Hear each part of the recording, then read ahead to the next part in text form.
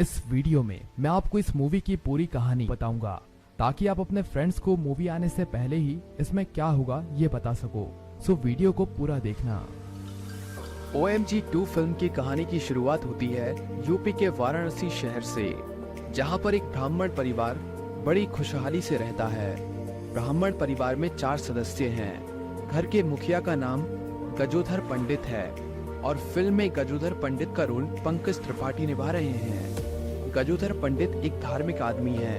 वो हर सुबह भगवान की पूजा करता है और वो भगवान शिव का बड़ा भक्त है। उसके परिवार में भी सभी लोग भगवान शिव की ही पूजा करते हैं। गजोधर पंडित अपने परिवार से खूब प्यार करता है। गजोधर पंडित की वाराणसी शहर के सबसे बड़े मंदिर के बाहर एक दुकान है जिसमें वो मंदिर का प्रसाद और भगवान की तस्वीरें बेचता है। गजोधर पंडित मानता है कि भगवान शिव की वजह से ही उसका घर चल रहा है और भगवान शिव की वजह से ही वो अपने परिवार को 2 समय का खाना खिला पाता है। इसीलिए वो अपनी कमाई का कुछ हिस्सा भगवान शिव को भी देता है। दूसरी तरफ एक दिन मंदिर में एक नैना नाम की लड़की आती है और फिल्म में नैना का रोल यामी गौतम निभा रही हैं। नैना एक हिस्टोरियन है जो भगवान शिव के ऊपर रिसर्च कर रही है। इससे पहले वो कैलाश पर्वत पर जाने की सरकार के पास याचिका लगा चुकी है, लेकिन अभी तक उसे कैलाश पर्वत पर जाने की इजाजत नहीं मिल पाई है क्योंकि आज कैलाश पर्वत चाइना की सीमा के अंदर आता है। इसीलिए नैना भगवान शिव के बारे में और ज्यादा जानने के लिए वाराणसी आई है ताकि वो यहाँ की संस्कृति और भगवान शिव के बारे में लोगों के विचार क्या क्या हैं उसके बारे में जान सके और भगवान शिव से जुड़ी हुई कुछ बातों और अच्छी तरह और गहराई से जान सके। नैना मंदिर के बाहर लगी कई सालों पुरानी प्रसाद और भगवान की मूर्तियों की दुकान वालों से पूछताछ करने लगती है। थोड़ी देर के बाद नैना की मुलाकात गजोधर पंडित से होती है जो भगवान शिव से जुड़ी हुई कुछ अच्छी बातें नैना को बताता है कि भगवान शिव की वजह से ही उनके घर का चूल्हा हर रोज जल पाता है। इसीलिए मैं अपनी कमाई का कुछ हिस्सा भगवान के इस मंदिर में दान करता हूँ और उसके बदले भगवान मेरे परिवार को हमेशा खुश रखते हैं। इतना सुनने के बाद नैना मंदिर के अंदर जाती है और वहाँ के पंडितों से कुछ पूछताछ करने लगती है और भगवान शिव से जुड़ी हुई कुछ अजीब सी चीजों के बारे में जानने लगती है। तभी एक पंडित बताता है कि भगवान शिव को धरती के विनाशक के रूप में माना जाता है। जब भी किसी मनुष्य का जीवन चक्र समाप्त हो जाता है तो वो भगवान शिव में जाकर समा जाता है। इसीलिए भगवान शिव को एक विनाशक के रूप में जाना जाता है और भगवान शिव ही हैं जिन्होंने हम मनुष्य को ध्यान करना सिखाया है। और भगवान शिव ही एक ऐसे देवता हैं जो अपने हर भक्ति की प्रार्थना सुनते हैं और भगवान शिव दुनिया का विनाश करते हैं, लेकिन इसके बावजूद भी सबसे ज्यादा दुनिया में उन्हीं की पूजा की जाती है। नैना इन पंडितों से पूछती है कि क्या भगवान शिव को कभी किसी ने देखा है और क्या वो आज भी कैलाश पर्वत पर रहते हैं। तभी एक पंडित नैना को बताता है कि जो भी उनका भक्त उन्हें प्यार और तपस्या के जरिए बुलाता है तो वो अपने भक्तों की प्रार्थना सुनकर जरूर आते हैं और अपने भक्तों को दर्शन जरूर देते हैं।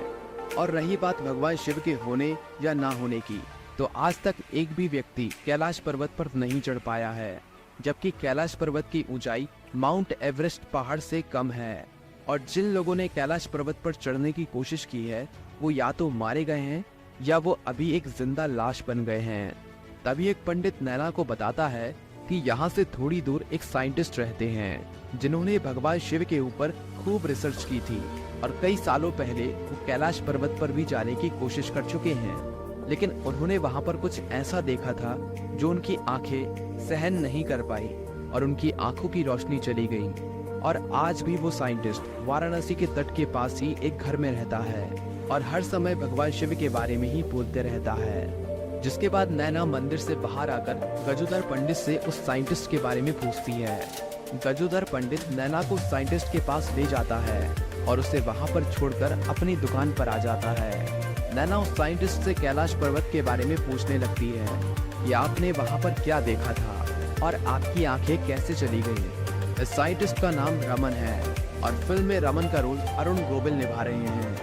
भगवान शिव के बारे में सुनते ही रमन नैना को वहां से जाने के लिए कहता है और कहता है कि अगर तुम्हें भगवान शिव के बारे में वाकई में कुछ जानना है तो उनका ध्यान करो, तभी तुम इतनी काबिल हो पाओगी कि तुम एक बार उनके दर्शन कर सको। ये सुनने के बाद नैना वहां से चली जाती है और दोबारा से गजोधर पंडित के पास जाकर उस साइंटिस्ट के बारे में पूछने लगती है। तभी गजोधर पंडित उसे बताता है कि जब से इस साइंटिस्ट ने भगवान शिव के बारे में जानने की ठानी थी, तभी से इसके व्यवहार में बदलाव आ गया था। और जब इसने कैलाश पर्वत पर कुछ अजीब चीज देखी, तभी से इसकी आंख चली गई और इसका बर्ताव बिल्कुल अलग हो गया, क्योंकि इसने कैलाश पर्वत पर भगवान शिव को देख लिया था और इसमें इतनी क्षमता नहीं थी कि भगवान शिव के प्रकाश को सहन कर सके, इसीलिए इसकी ये हालत हो गई। ये सुनने के बाद नैना वहाँ से वापस चली जाती है। दूसरी तरफ हमें गजोधर पंडित के घर पर दिखाया जाता है कि उसके बच्चे उसे मेले में घुमाकर लाने की जिद करने लगते हैं, जिसके बाद गजोधर पंडित अपने बच्चों को मेला घुमाने के लिए ले जाता है।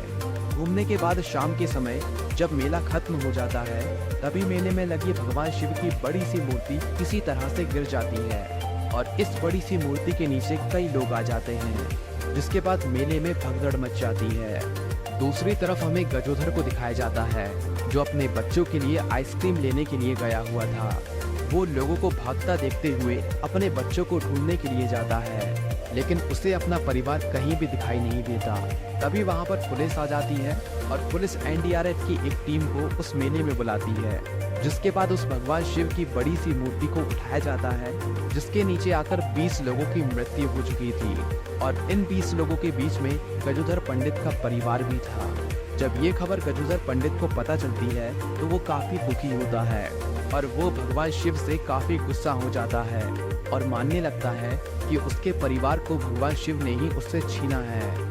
कुछ ही दिनों के बाद गजोधर अपने घर से भगवान शिव की सभी तस्वीरें हटा देता है और अपनी दुकान से भी भगवान शिव की सभी तस्वीरें हटाकर अपनी दुकान को बेचने की तैयारी करने लगता है।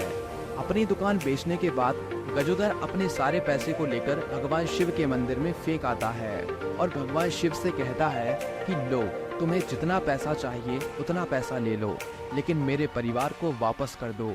जिसके बाद गजोधर अपने घर चला जाता है और अपने घर को भी बेचने की तैयारी करने लगता है। लेकिन तभी उसके घर पर एक आदमी आता है जो उसके घर को खरीद लेता है और ये आदमी और कोई नहीं, अक्षय कुमार है। और फिल्म में अक्षय कुमार भगवान शिव का रोल निभा रहे हैं। अपने भक्तों को कठिनाइयों में देखकर भगवान शिव खुद जमीन पर आ गए हैं। भगवान शिव गजोधर से पूछते हैं कि तुम अपना घर क्यों बेचना चाहते हो। गजोधर बताता है कि इसी घर में मैंने उस पापी की पूजा की थी और इसी घर में मैंने उसे अपने हाथों से बैठाया था, जिसने मेरे परिवार को मुझसे छीन लिया है। इसीलिए अब मैं इस घर को ही बेच देना चाहता हूँ, जिसमें मैंने उस पापी को जगह दी थी। जिसके बाद भगवान शिव गजोधर को कहते हैं, और तुम ये घर बेच दोगे तो तुम कहाँ पर रहोगे।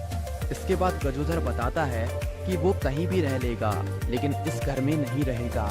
गजोधर कहता है कि मैं दूसरी सोसाइटी में अपना एक घर देख रहा हूँ।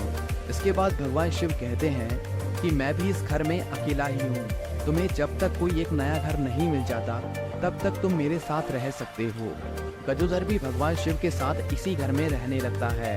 भगवान शिव गजोधर को कुछ ऐसी बातें बताते हैं कि जिस व्यक्ति का जन्म हुआ है उस व्यक्ति की मृत्यु तय है। तभी गजोधर कहता है कि मेरे परिवार को उसने इतना जल्दी मुझसे क्यों छीन लिया, अभी तो मेरे बच्चों ने दुनिया को देखा ही नहीं था। तभी भगवान शिव बताते हैं कि ऐसा नहीं है कि सभी व्यक्तियों को बूढ़ा होकर ही मरना पड़े।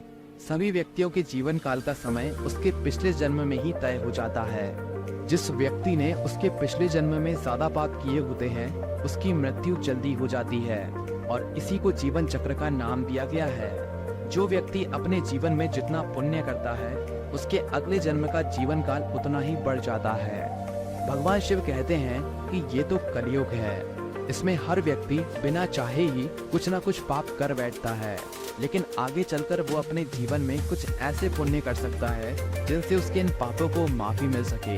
जिसके बाद भगवान शिव गजोधर को वाराणसी मंदिर में लेकर जाते हैं, जहाँ पर वो गजोधर को देखते हैं कि तुम इतने सालों से यहाँ पर अपनी दुकान में काम करते आ रहे हो, लेकिन आज तक तुमने यहाँ पर ऐसा नहीं देखा होगा जैसा आज मैं तुम्हें दिखाने वाला हूँ। भगवान शिव वाराणसी मंदिर के एक पंडित को दिखाते हैं जो अपने पिछले जन्म का इस जन्म में भोग रहा है और इस जन्म में वो पाप कर रहा है। उनका हिसाब उसे उसके अगले जीवन में मिलेगा। भगवान शिव कहते हैं कि तुम्हारे जीवन में ये जरूरी नहीं है कि तुम कितने पाप करते हो, बल्कि ये जरूरी है कि तुम पुण्य कितने करते हो, क्योंकि तुम अपने पुण्य की मदद से अपने पाप को ढक सकते हो। दूसरी तरफ भगवान शिव गजोधर को मंदिर के बाहर बैठे एक भिखारी को दिखाते हैं और कहते हैं कि उसे देखो, वो अपने इस जन्म में अपने पिछले जन्म का पाप भोग रहा है और इस जीवन में उसने जो भी पुण्य किए हैं और जिन जिन लोगों की मदद की है, उसका फल उसे उसके अगले जीवन में मिलेगा। यही ही जीवन चक्र है। भगवान शिव आगे कहते हैं कि तुम अपने परिवार के जाने का दुख क्यों बना रहे हो, जबकि आज वो अपने इस जन्म से भी अच्छे समय में जा चुके हैं और जो जो उन्होंने इस जीवन में किया था वो उन सब का फल अपने उस जीवन में भोग रहे हैं। ये सब सुनकर गजोधर पंडित को अक्षय कुमार पर शक होने लगता है कि वो कोई साधारण मनुष्य नहीं है। इसके बाद भगवान शिव गजोधर को अपना असली रूप दिखाते हैं और जीवन की सच्चाई के बारे में बताते हैं। गजोधर भगवान शिव की सभी बातें समझ जाता है। इसके बाद भगवान शिव दोबारा से कैलाश पर्वत पर चले जाते हैं और फिल्म यहीं पर खत्म हो जाती है।